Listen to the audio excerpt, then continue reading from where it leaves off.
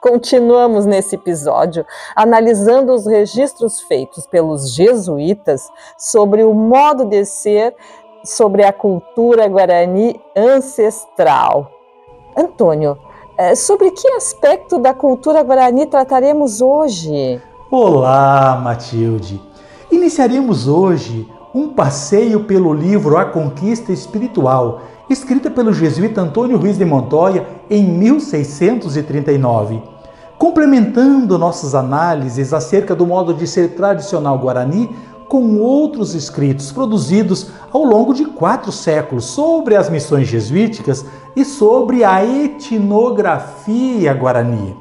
Mas o assunto desse episódio é algo que chocou em muitos missionários quando iniciaram o projeto reducional, que é a poligamia, o casamento de um homem com várias mulheres.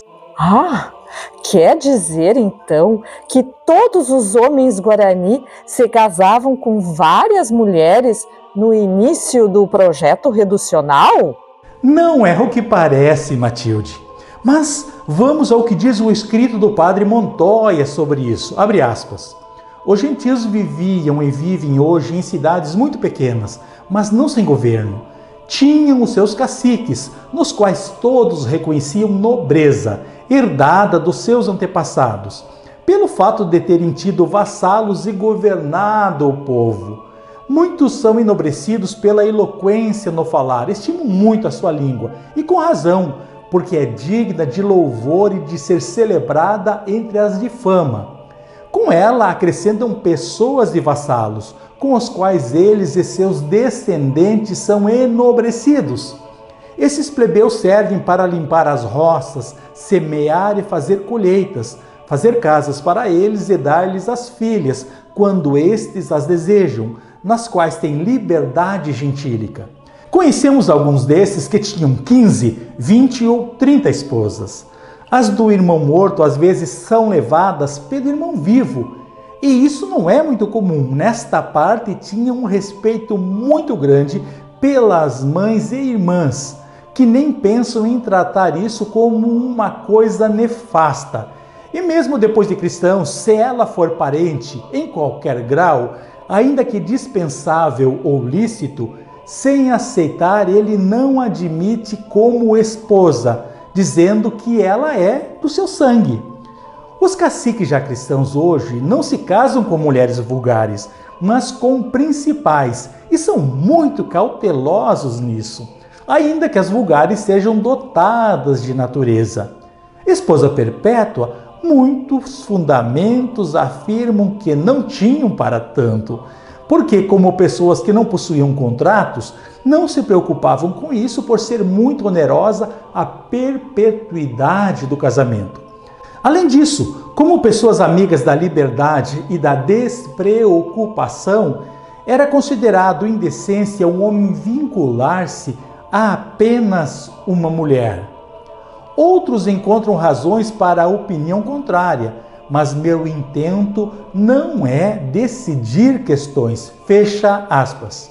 Quer dizer, nem todos concordavam com o costume, de modo que parece que a poligamia era praticada por suas lideranças. E como era a cerimônia ancestral do casamento guarani? Veja, Matilde, conforme registro de 1615, a cerimônia tradicional do casamento guarani era simples. Abre aspas.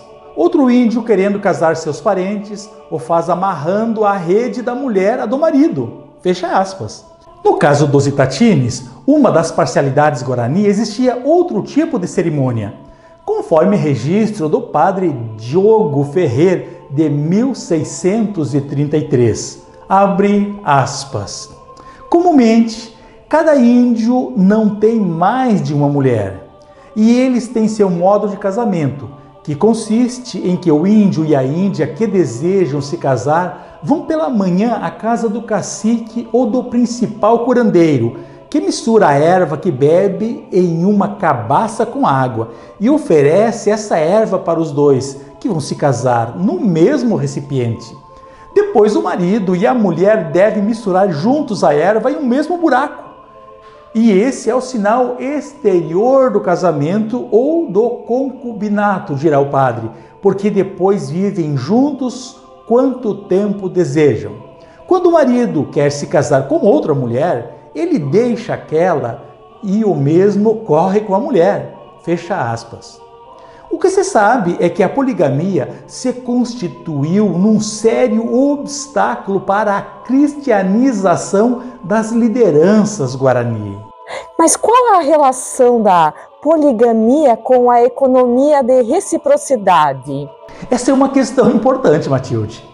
A poligamia era uma instituição sustentada por valores de ordem social, política e econômica.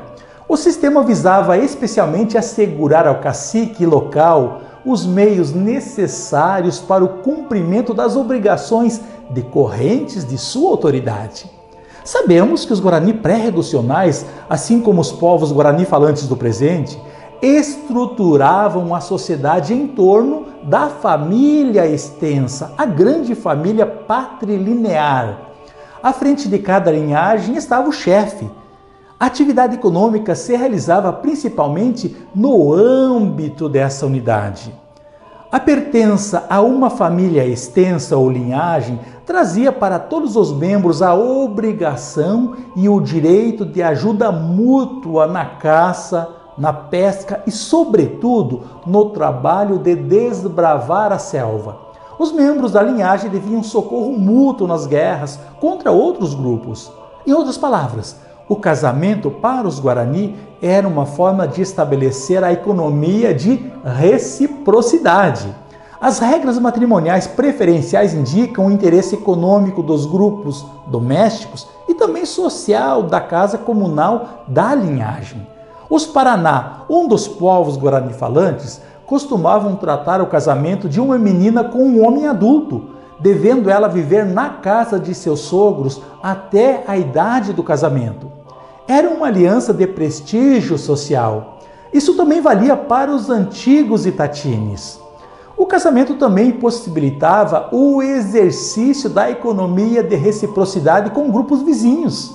Dar a filha ao chefe do povo, aldeia vizinha, era sinal de aceitação de sua autoridade e meio de obter favores particulares. Dá-las a um membro de outro grupo familiar significava obter o direito de ajuda do genro nas atividades de subsistência.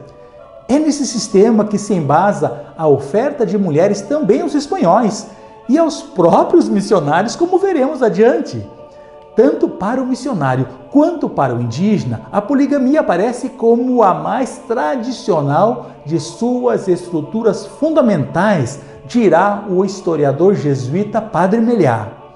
Espero que tenhas gostado do assunto tratado nesse episódio. Entendi muitas coisas nesse episódio de hoje, muito interessante. Até o próximo Água de EVT. Obrigado.